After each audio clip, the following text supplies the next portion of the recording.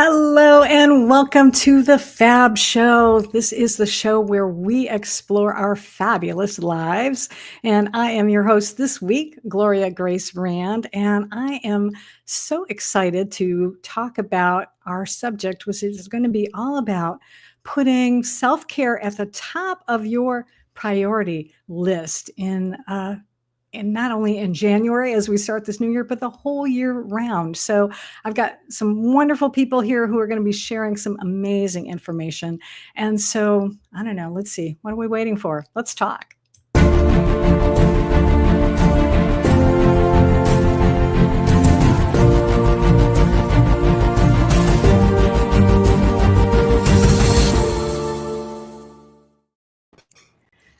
All right. Well, welcome everyone to the Fab Show, and welcome those of you who are watching, whether you're watching live or on replay, and do let us know that in the comments as well. So, yeah, I'm going to go around and just have everyone introduce themselves first. So over on my right, left, whatever, left is Angela.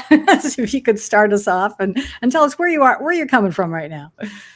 Hi, everybody. I am Angela Nelson, and I'm based out of Asheville, North Carolina, formerly from Atlanta, Georgia. And I'm a mindset and performance coach. I guide busy professionals so that they can reclaim their energy, clarity, and confidence. All right. Excellent. All right. And next to you, I believe, is Christine. So you're going to introduce yourself. Yeah. Yes, I'm Christine Franklyn. I'm so happy to be here, coming to you from sunny Barbados, where I did not always live because I was in wintry Boston before this. So I'm very happy to be back home in Barbados and to be able to share with you from here. That's the beauty of being online. Oh, wonderful. Well, we are glad you're here. And I didn't even realize that you were there. And that sounds like a lovely place to be this time of year. Absolutely. All right. Well, down below you, I think we've got Yvonne. So you want to introduce yourself? Hello, everyone. I am also happy with a little bit of sunshine today. I'm in South Florida, and I'm a mindset coach and travel diva for women in leadership around the world. So really happy to be here with you all today. Oh, excellent. And last but certainly not least, Suzanne. Hello, everyone. I'm Suzanne Boudreau. I've been a nurse a very long time. I work with nurses who suffer from burnout. So I'm very happy to be here today to do some self-care. Awesome. Thank you. And where are you from? I think you're not too far away from me. Correct. I'm in Orlando, Florida. Yeah. Yes, just about an hour away from me. So I'm in Melbourne, Florida. So I'm on the coast. So I really am excited to dive into this subject today, because especially for those of you who may not be aware, January is Mental Wellness Month, and we covered actually self-care a few months ago, kind of leading up to the holidays. But I thought, this is a good time of year again to revisit this. And so I'm going to share a video I put together actually today that kind of sets the stage for our conversation. So let's take a look.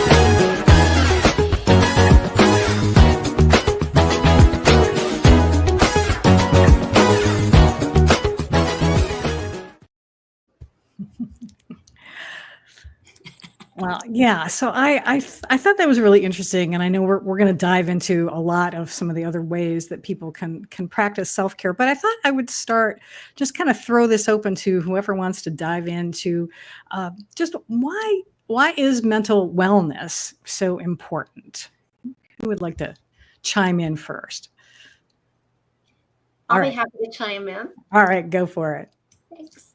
Well, it's important because it affects how we think, how we feel, and most importantly, how we handle stress. So, our mental wellness is extremely important because if we don't handle stress well, because stress is inevitable, it's always going to be there. And it depends on how we handle it, our capabilities of handling it, as to if we can prevent burnout or we plunge headfirst into it. So, Yeah, absolutely. And, that leads me. Well, anybody else want to have a thought about that? Yeah, go ahead, Christine.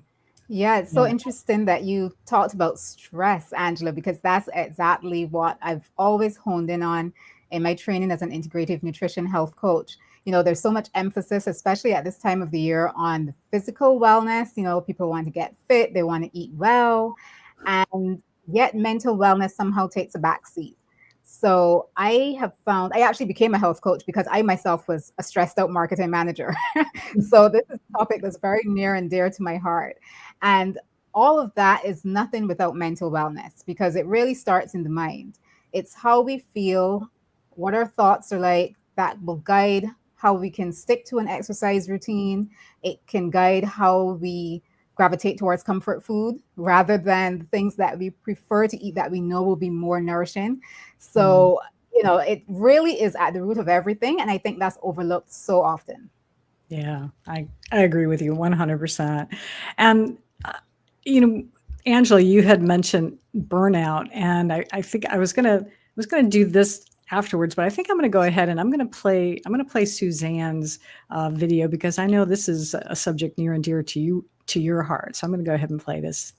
Hello, I'm Suzanne Boudreau with Nurse Restoration Network. I'm here to share 5 self-care tips today. Number 1, a soak in a nice warm bath with 1 cup of Epsom salt and 10 drops of lavender oil. That is so scrumptious. You'll feel so awesome when you step out of that tub. Wonderful. Number 2, guided meditation. Go on YouTube, explore relaxation and healing solfeggio tones. I think they're 528 hertz and 432 hertz, yes. Number 3, breath work, very important. When you're stressed, take a deep breath into the base of your lungs and blow out that bad air. It helps a lot. And a daily practice of breath work will change your life. Keeps you centered, focused. Number 4, connect with someone. Reach out.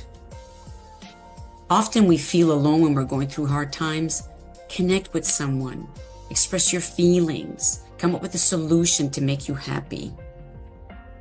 Number 5, utilize your resources.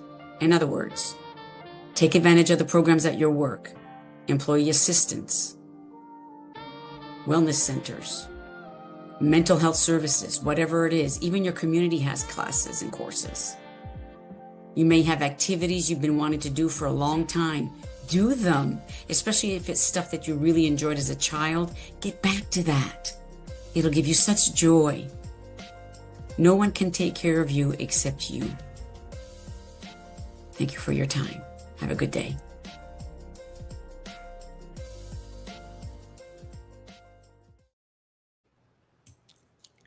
All right, I'm going to put you in the spotlight here, Suzanne. And just, talk a little bit about that, because I know this is something that you work with, like nurses, and avoiding burnout and things like that. So, and I'm also going to put this up here. So in case you were listening here, now you can jot these down. Hopefully you have your pen handy. So Suzanne was kind enough to send me this resource for you all. So yeah, talk a little bit some more about all of this. I've really benefited from incorporating these strategies in my daily routine. I practice these almost every day. I wake up a little extra early, and when you feel like exhausted, you feel very, I guess the best word is exhausted. You can soak in the Epsom salt and it's like a detox almost. It just releases so much stress. Also, there's another interesting product that I didn't know about. It's called magnesium flakes. Now, magnesium flakes, you can actually get it on Amazon. When you're feeling really tired, or you feel like you just have to relax, and you soak in the magnesium flakes for like 20 minutes, and then you hop into the shower and rinse off all the detox that's coming out of your body, and you just take a nap after that. It's like amazing. All these little things that mean so much, and we get so busy with like just taking care of our families and going to work and run, and we're on the list, have lists to work on. And it's crazy.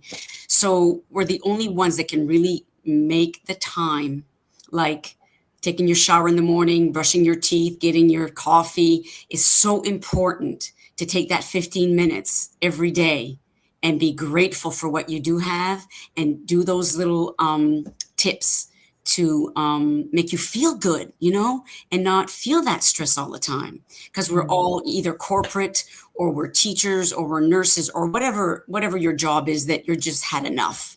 And again, it's very, very important to take care of yourself, because nobody else can. That's my favorite thing to say. And I love the last tip too, about, just doing something that brings you joy. I think that one really stuck out to me, because the others are all wonderful too, but it was like, yeah, do something that brings you joy. I think that was so good.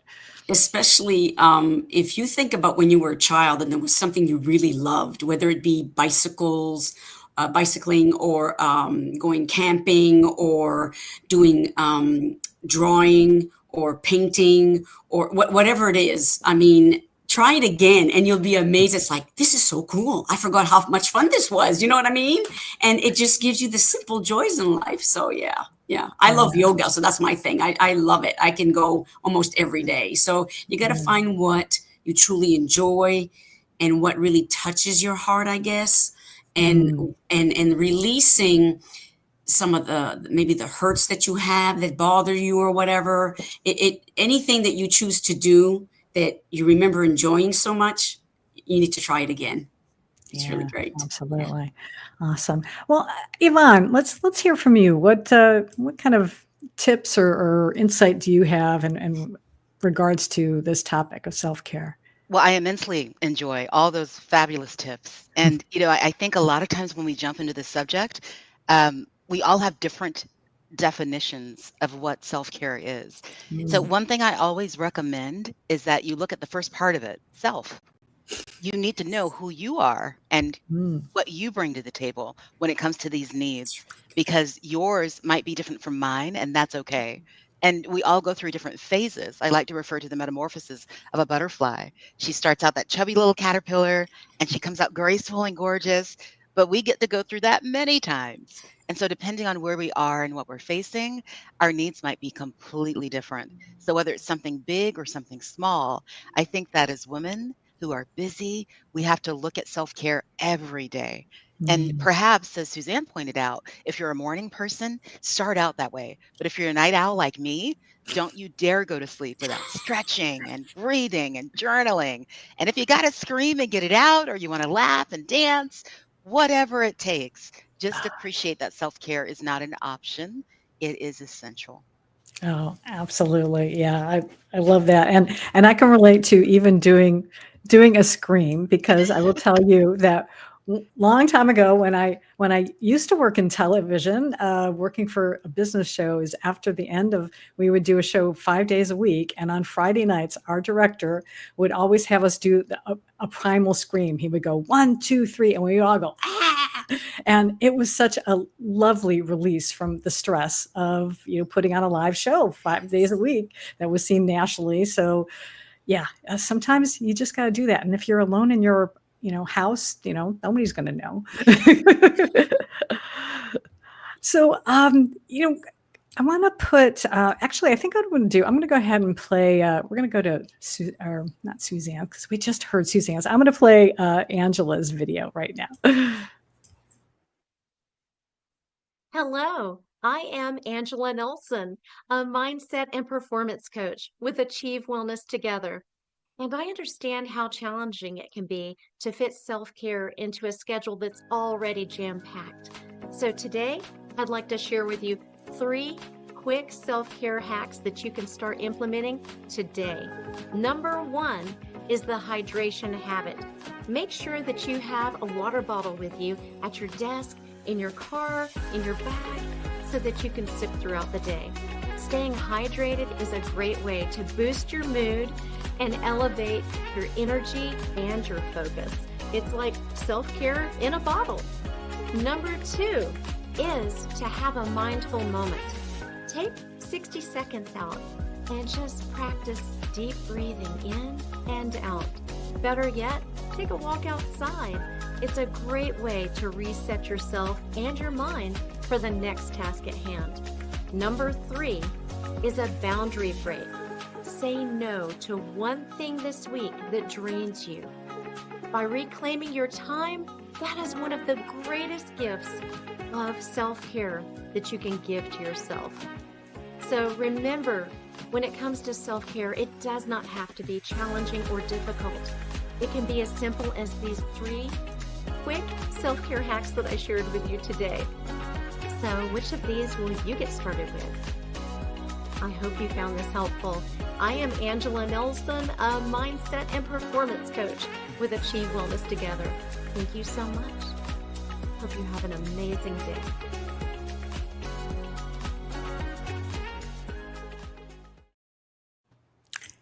All right, Angela, I'm going to put you on the spot and say, which of those 3 is your favorite? I was laughing at myself because this is my go-to all the time, hydration habit. Hydration matters so very much. And it's so funny, the stat leaves my mind right now, but we are made up of so much water. Oh, And yeah. if you don't have water, then it affects your skin. It affects your, the way you feel, your mindset, which, as we were talking about a while ago, you want to make sure that you're able to think clearly. And if you're not, putting the right hydration in your body, just like oil in your vehicle or gas in your vehicle, then it's like you're just not going to run well. So you want to make sure you stay hydrated. So that's my absolute favorite. I love that. And I love how, we had 2 people and you came up with different things, and I guess that's one of the lovely things about it is that there are so many different ways that we can practice self-care. So, because I know for me, meditation is one that's like my, I call it a non-negotiable, that I have to do that every day, no matter what, even if it's 5 minutes. I'd love it when I could do an hour, but if it's 5 minutes, if that's all I got, I'm going to do that. What other tips or even maybe other benefits have you found, that relate to self-care that we want to think about? Well, as I believe it was Yvonne that mentioned, look at the first part of it, self. You have to take care of yourself. Just like when you're on an airplane, they'll tell you, make sure you put your oxygen mask on yourself first before you assist others, because it's not going to help other people or yourself if you don't take care of yourself first. And I'd like to say that number 1, self-care is not selfish. So many people think that it has to be some indulgent thing that, I've got to take off for like so many days and just stay in the bathtub the whole time with candles and flowers. And no, it sounds nice and that's awesome if you can. However, it can be, like you said, just 5 minutes, before you get up out of bed. Just lay there. And my favorite thing, I love meditation as well. And I actually do it throughout the day now because I love it that much. First thing in the morning, I always say my gratitude. I think of what I'm grateful for because number 1, I woke up and that is the greatest gift. So I thank God for another day of life and for this day. And then I thank him for the opportunities ahead and the people I'll meet and be able to connect with and just life in general. And after that, then I say my prayers and then I do meditation. And so I feel like that's so important for self-care. And that's before I see anybody else before I even talk to my husband. I know that sounds funny, but he knows I need this time carved out for me. And then I can get out into the world and start communicating with other people. But it's important for me to have that self-care then. So at least if the day gets busy, as it often does, and it can get away from us, I have included that into my day, into the beginning, and it starts me off on the right foot and the right mindset. Absolutely. And you brought up something that I know I want to bring Christine on, because I know she can relate to this about putting yourself first when you're taking care of someone else. So Christine, can you talk a little bit about what you're going through right now? Sure. So I'm taking care of my mother, and it's so interesting when Angela mentioned, something about being drained. I feel like I'm on the borderline of being drained every day. And what Yvonne said about self-care looking different for different people, that's absolutely true. So for anybody else who's feeling stretched to the limit, who's going through something right now, I can tell you sometimes self-care is simply remembering to comb your hair. It's simply remembering to put some lotion on your skin. I literally had to consciously start doing those things because those weren't happening at first. And as simple as it may sound, we haven't even got into anything lovely like the things Suzanne was talking about. This is just the everyday things that people take for granted. But when you're just living in a whole different zone, it's those little things that you need to remember that signify you're taking care of yourself. So it doesn't have to be anything grand. And for me, it's a lifestyle. It's, more of a consciousness than a specific routine, although I do have a morning routine. So it's really important for people to feel what works for them and really hone in on that. Yeah, I appreciate that. And yeah, I know it's really can be challenging when you're taking care of someone, because I've gone through that when my sister was going through cancer. And so I had to, you want to be there for them. You've got to be able to take care of them, but you've got to take care of yourself first, because otherwise then they're going to be, suffering. So you do have to do that. And I love that you were saying just those basic things. Sometimes it's so important, but just to be able to maybe even splash water on your face sometimes and just kind of say, take a few deep breaths. Yes. And I know, I think a couple of you are involved with dealing with nutrition. How important is it for how we fuel our bodies for self-care? Anybody want to talk about that? Yes, I can. Okay. I have lots to say, but I won't keep I won't go too long on this one, but everybody's a little different. And a lot of times our food is not what it used to be. Let's put it this way. A lot of the, what should I say? The way that the food is made, I guess, and the chemicals that they put in it is not good. So I started reading a lot of labels on the food, and there's a lot of products that have a lot of high content of sugar, high content of fat. And it's important to drink a lot of water, exactly what Angela said. And that the water really shouldn't have any fluoride in it, believe it or not. It affects your health more than we think it does. And of course, the chlorine. Fruit, vegetables, those kinds of things are always better for your health. And not too much meat, I guess. A little bit of dairy. I personally don't do any gluten, and I feel a lot better. Everybody's different. They kind of have to figure out what works for them. There's also supplements like adaptogens. There's also a lot of herbal teas that are very helpful. They detox the body as well. And then it makes you more aware of how you're feeling, especially with the energy. When you clean out the diet a lot, you do feel better. Absolutely. So that's my take on that.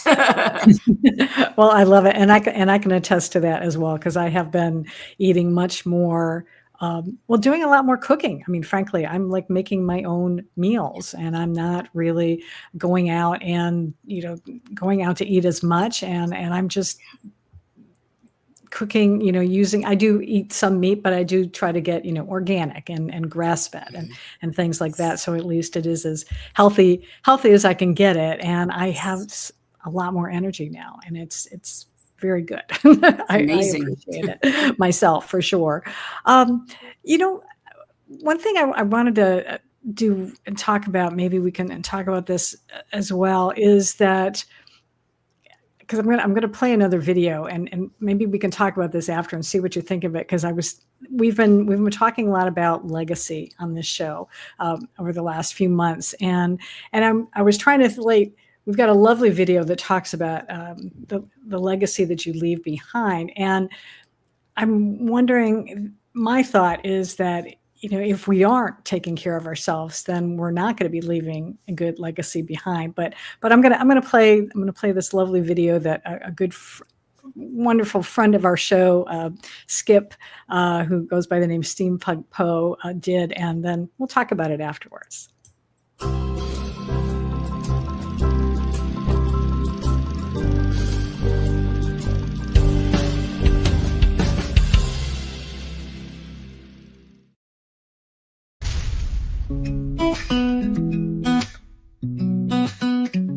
In the quiet moments, when the sun begins to rise, we find the strength within us. In the stories of our lives, not in gold or glory, but in hearts we've touched with grace, in the love we share with others, in each kind and gentle face. Your legacy is the love you leave behind, in the hands you've held and the souls you've helped to find. It's the laughter in the children, the wisdom in the old. It's the light you sparked in others, in the stories that are told.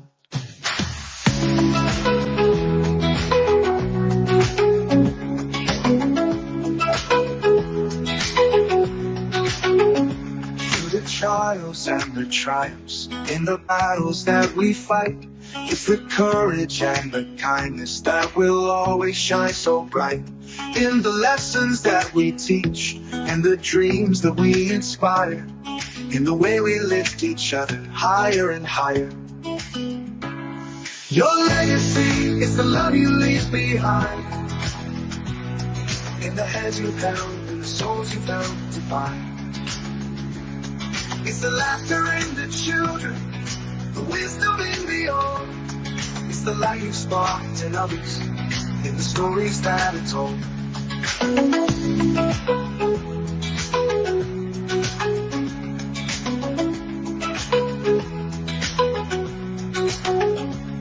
the final song you sung, and the curtains drawing near, it's the moments filled with love that will echo year to year. In the footprints on the path that guide the lost and blind, your legacy will live on in the hearts you've left behind.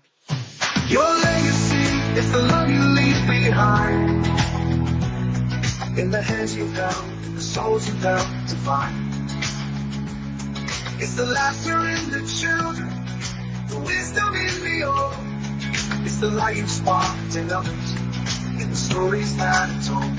So let's live with open hearts and give with all our might, for the legacy we leave is a beacon in the night, in the echoes of our actions, in the whispers of the wind. Our legacy of love is where it all begins. Our legacy of love is where it all begins.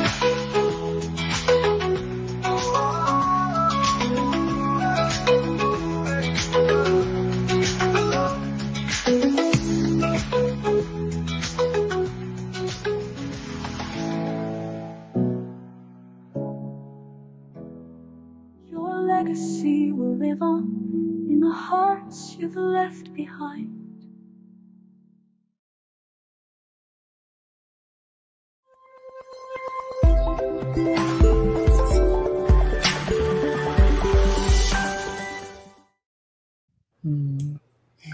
That's awesome. And I love that Tamara posted this one, if I can get it up there in a second here. She says that self-care can be a lead by example legacy to be shared for generations. So yeah, I would just love to get your thoughts on that as well. And anyone want to dive in? I keep having the sun go on my nose. That's why I keep moving backwards. You can't hide your light, Gloria. I know. All right. Yeah, go ahead, Yvonne. Yeah. I before I hopped on, I made a note to myself that the best way that we can measure love for others is assess our self-care. And so in watching this and understanding that the emphasis is on love, it's unfortunate that many people think that self-care is selfish, but it's the opposite. A lack of self-care and neglecting our self-care is selfish because, like you said, you can't leave much of a legacy if you're not doing that every day. So I think it's just so vital to always take a peek at us and realize that if I love me, then I'm really telling everyone, not just while I'm here, but once I'm gone, I love you too. I love that. Yeah, absolutely. Anybody else want to piggyback on that? Sure, I will. Yeah. Most of my career as a nurse, I felt a deep calling to serve, and I truly enjoyed it. But the problem was I always served with my cup half full.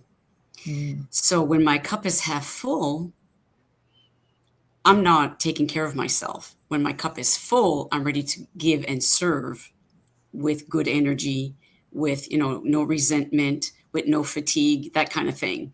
So it's very important to understand that many of us who are servants for public service or however we decide to serve, we have to restore and take care of ourselves in order to feel good about what we're doing, if that makes any sense. And feel love, feel love for others. And you can do that best if your cup is full. So again, self-care is not selfish at all, like it was said. It's necessary. It truly is an integrated part of our human journey in order to open space for your heart to love others. And that's the space opens up. The more you care for yourself, the more the heart opens to serve, if that makes any sense. Yeah, absolutely. Yeah. And I always feel that, that like self-care is how you express self-love, because you really can't have one without the other very well. So when you do, as Yvonne said, and and Suzanne, yeah, when you love yourself, that's it. When you're taking care of yourself, that's how you show that you love yourself, and then how you love others as well, because you are setting that good example, and you're taking care of yourself so that you can take care of others.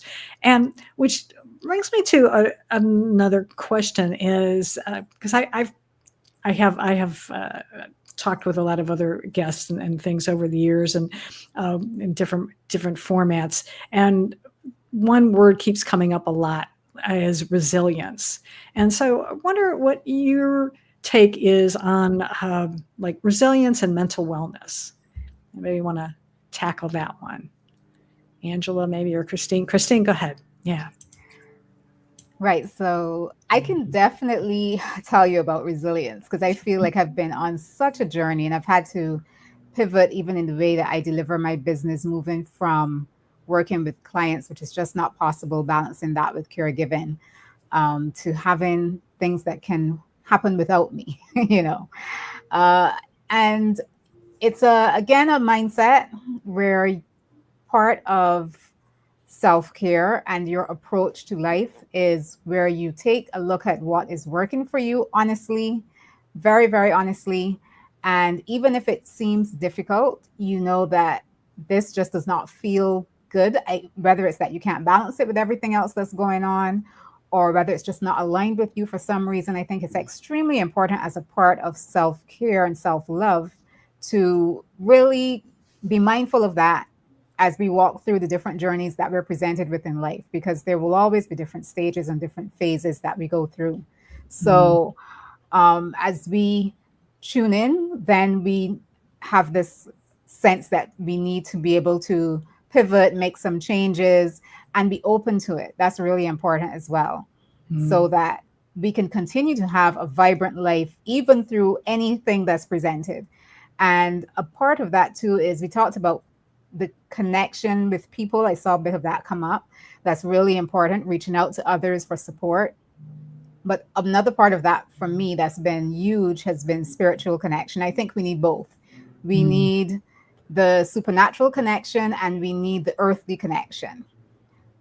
It's just the way I think humans are built.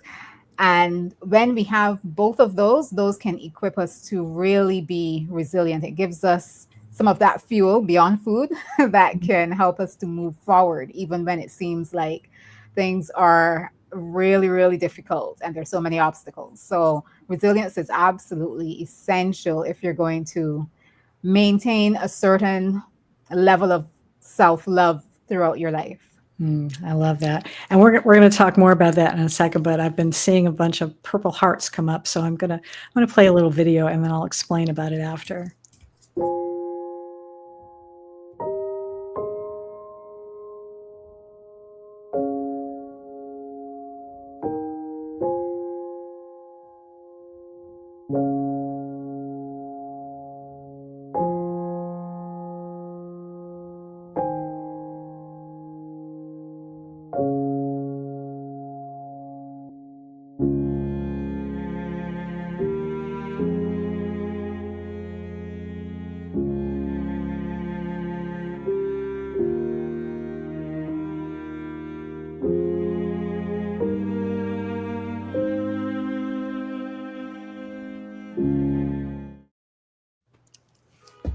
Yeah, so we love to play that video to honor those who, especially in particular, one particular person who was very fond of the Purple Hearts and the Purple Pen Club, and so even though her physical presence isn't with us anymore, we honor her memory as well as all of those who have also transitioned into another realm, shall we say, and we'd like to remember them that way. But I love what you were talking about there, Christine, about resilience, and it is it's something that we really do need to cultivate, I think, as well, and it's so helpful. Anybody else want to chime in on that? I'd love to. I love that topic. Thank you. I love it. Along the same lines, the perseverance. We have free will. We are given free will as humans, and we also have choice. We also have the duality of negative and positive, right? And the free will is very powerful. When we make a decision to persevere, it's like having an iron shield or something. That when you say persevere, it challenges you, and you make the decision and the choice to either care for your family or go for that business. And many of us just won't give up. Like, we have this drive. We just don't want to give it up. And these are gifts. These are spiritual gifts that are given to us to explore. So I really like that word perseverance, because it helps us grow. It helps us build spirit and make space in our hearts for more love, and clear our minds and get rid of all the, the wounding and the pain and all of that business. So perseverance is a very powerful word. Thanks for talking about that. It's great. Angela, you looked like you were wanted to say something too. Yes, piggybacking off of perseverance and going back into the resilience. Resiliency is something that is, like you said, cultivated. However, I think we all have it within us. Yes. We just have to discover it. It's there. It's one of our unique gifts that each and every one of us have. And we just have to find, going back again to what brings us joy. What is it that we're living for? Because each and every one of us has a purpose and a passion and a mission. Otherwise, we wouldn't be here, right? We're here for a reason. And so it's up to us to find that and find that joy, that perseverance, to keep driving and pushing ourselves forward so that we can pivot no matter what comes into our path, no matter what we're experiencing. And I just recently, had another lesson come to me in a very powerful way, that every single challenge that you were facing has a lesson within it. So no matter how negative you could look at it, because we all have that negativity bias, that we should be aware of. It's like, wait a minute, how else can I look at this? What is the lesson here? What is the universe or God trying to teach me and show me? And so it's a matter of asking questions, getting curious, and finding what it is that brings you that spark and that joy. And I know I've had so many things I wanted to comment on, so I'm kind of throwing them all in at once. And you can't love another person unless you love yourself. Absolutely. So that brings it back to self-care. You have to care for yourself, because if you don't have that love for yourself, how can you truly give to another? And if your cup is half full, then chances are you might not have as much grace or patience, or even be able to listen to what that other person needs in that moment. And if you want to serve, you should have that self-care so that you have a full cup. So not only are you taken care of, you have enough to share with others. Absolutely. Thank you for that. And Yvonne, I'm gonna put you in the spotlight here, and I'm gonna ask you. I'm gonna throw you a curveball, unless you have something else to add to. It's okay. I'll spin it into the curveball. Go ahead. All right. So I want to ask you a question: is how can we, cultivate mental wellness? How can we practice self-care? Well, and I'm going to say, actually, let's focus more on the mental wellness part of this. If you're isolated, let's say if you're, you don't have, a lot of family or friends, and I'm thinking especially, part of one of our organizations that is part of this show is CB4L, which is Chemo Buddies for Life. And if you are someone who's going through that and maybe you don't have a whole lot of support, how can you then, do your best to still be able to keep yourself mentally strong? Yeah, that's such a fabulous question. Thank you for the privilege to answer. So I grew up an Army brat, and I actually met my hubby of 15 years, 40 years ago, when we were Army brats in Germany overseas. Wow. And another beautiful blessing of that, it really comes back to resiliency. The most resilient people I ever met were Holocaust survivors. So, of course, if you're talking isolation and alone and under deprivation and unfair circumstances, they're like the poster children, right? And because I got to have conversations and develop those friendships, it changed the way that I looked at, even when you're in the worst, even when you're crawling through a trench, and especially if you happen to be by yourself, you're never alone, because you've already done the work beforehand. So I think it was Christine that represented on that element of spiritual connection. Sometimes you want to look outside yourself, and instead of looking down, look up. Think about the fact that someone gave you life, someone's got you to this point, and the fact that you woke up and you have a thought in your mind and love in your heart, you can do big things. And then never think you're alone, because even though you're one in the moment, there's also that question of how many others are actually identifying with that energy or that emotion that you're facing. So, what can you do to elevate and somehow be determined to come together in community when you have the opportunity? So, never beat yourself up for thinking, I'm by myself, because truly, sometimes solitude is your breakthrough to what you need or the lesson.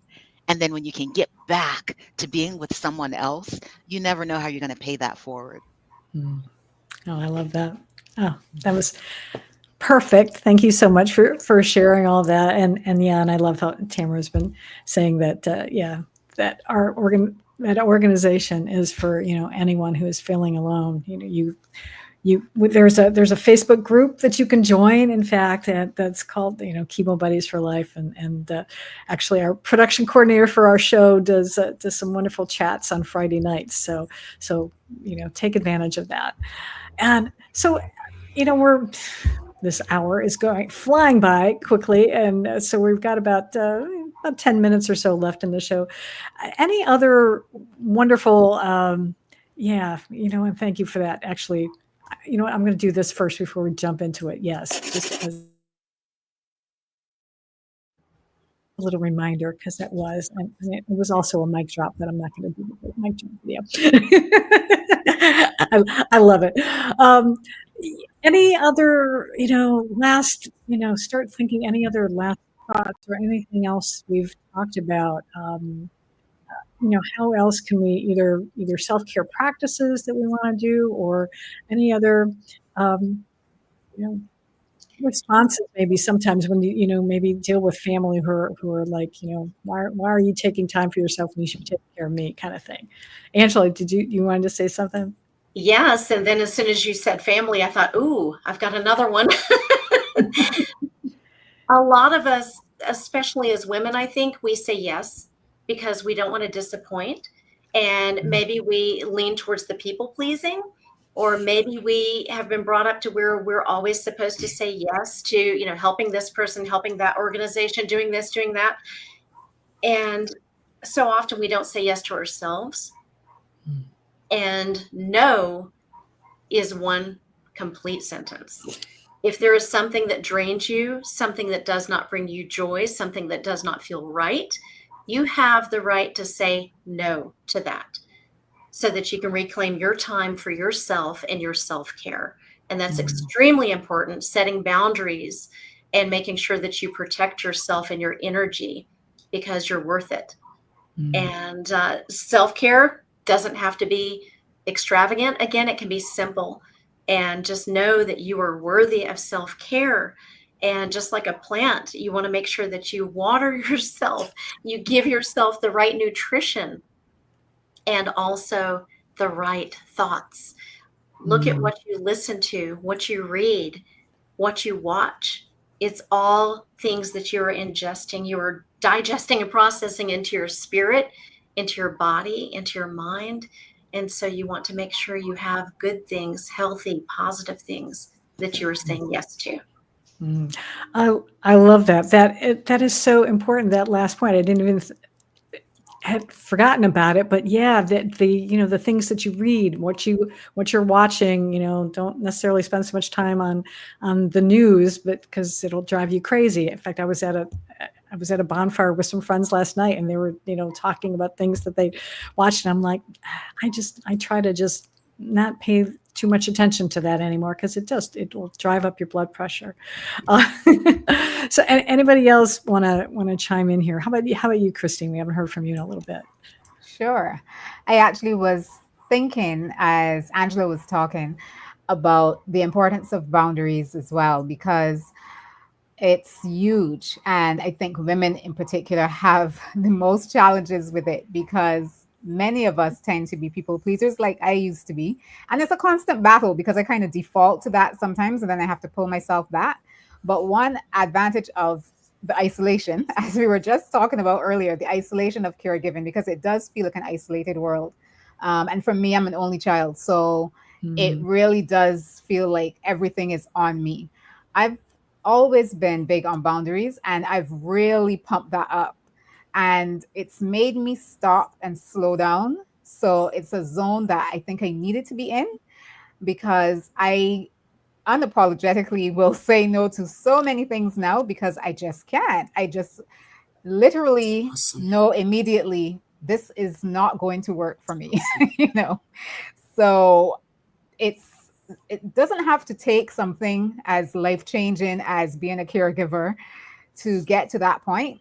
But I think it's really, really important for us to set up the life that we want. It's in our control to design the life that we want to live. And it doesn't matter what other people are doing, doesn't matter what other people are saying, as difficult as that may be. It's down to us, really, to have that life. Yeah, that's so wonderful. Thank you so much for that. Let's see, Yvonne or Suzanne, who wants to jump in here? Oh, I'll put my 2 cents in.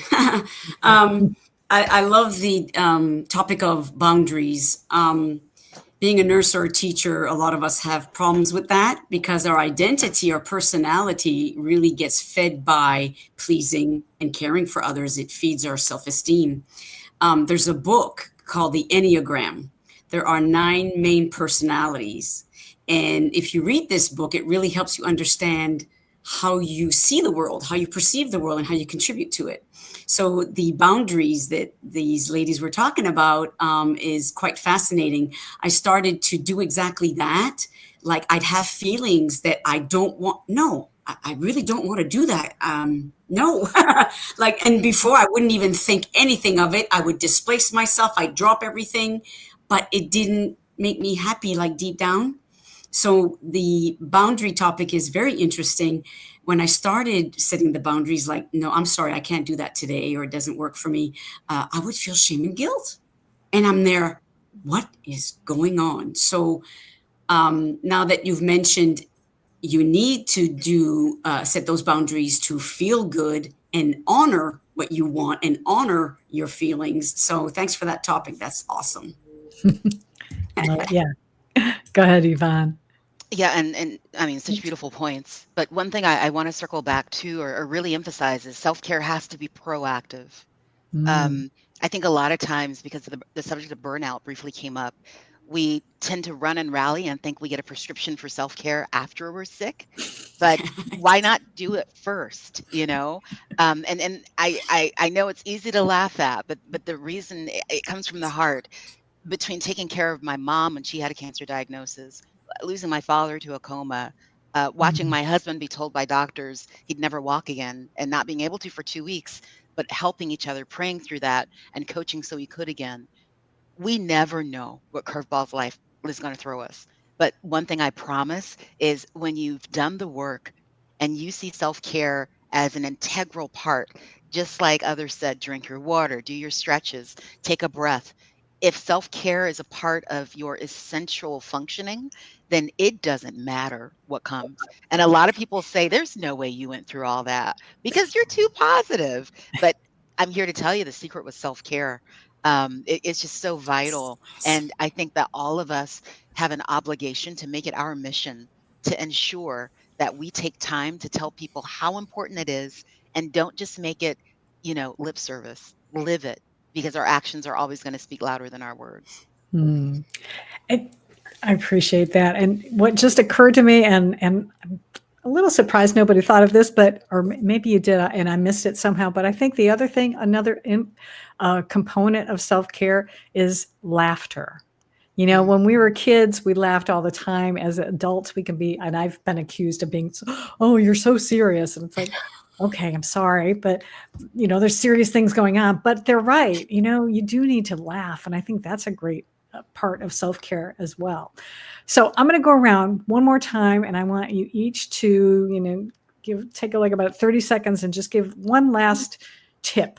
And it could be one that you've even said already, or if you happen to think of anything else. So I'm gonna go to Angela first.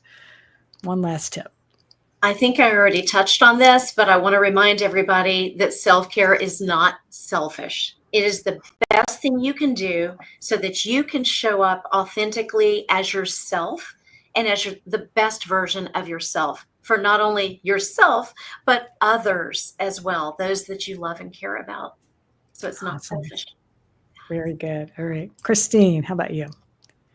Well, I just want to mention that it's not just about what we're going to add to our already busy routines or what else we're going to do, but it's also about what can help you have a sense of inner peace and calmness in your life.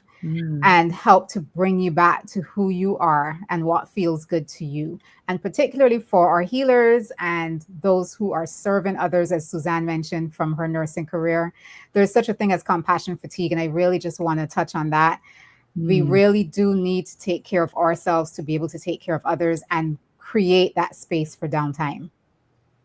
Excellent. Thank you so much. And since you did mention Suzanne, I'm going to put you in for one last tip. Thank you, Christine. Yeah, compassion fatigue is very real for many of us, for a lot of us. be caregivers or any type of profession that's focuses on service or corporate, whatever it is. And I'm also writing a book on exactly that topic, on burnout and adrenal fatigue. So yeah, it's amazing how you pay attention to, when you do pay attention to yourself. And with that self-care, the self-care tips that we went over, it helps us center ourselves. It helps us ground ourselves.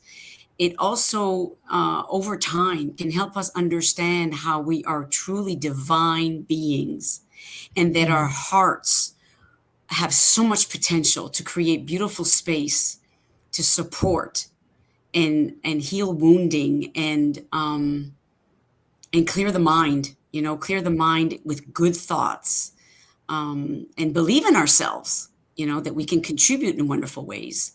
So, yeah. Excellent. All right. Love it. And Yvonne, last word. Just everyone, please give yourself some grace. Pun intended, Gloria. But I yeah, appreciate that. Yes. just make sure that you're understanding. We're all imperfect. You might not have made the best decisions in the past. You're still a superhero. And I want to leave you with the visual of a diamond. You take a lump of coal and a beautiful diamond. They're made of the same thing. One carbon element. That's it, just carbon. But the diamond went through tremendous pressure. The diamond had to be in tremendous heat. So when you're dealing with a trial or you're going through the fire, it's just remember the tool that you have to polish yourself is self-care. You're already a diamond, but don't give up. Just remember, care for yourself. Oh, I love that. Oh, thank you all for just sharing the most wonderful, wonderful, wonderful information today. I'm sure all of you out there, there's going to be no excuse for you to not take good care of yourselves now, because we've given, and if you miss something, go back in and watch this again. So thank you all for being here. I'm so grateful for each and every one of you, and those of you watching live or on the replay. And stay tuned, because we'll be back again next week for another episode of the Fab Show. So we'll see you then.